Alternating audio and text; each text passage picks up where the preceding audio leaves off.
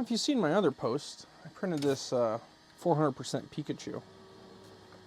So I printed him in white just to test the upscale, so I could print him in 6 colors. Well, here was my first attempt.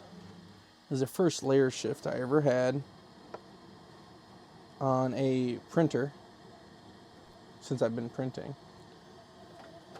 Here's my second one.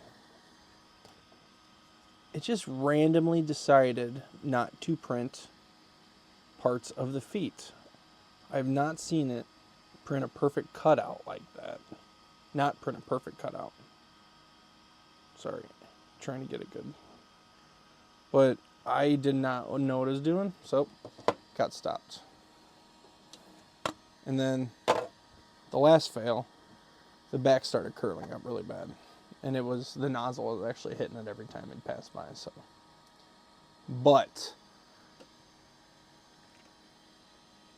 we're getting there. We're getting there.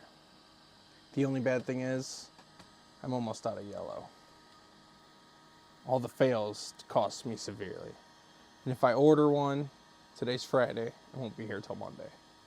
And I'm gonna need it a lot sooner than that. So, stay tuned.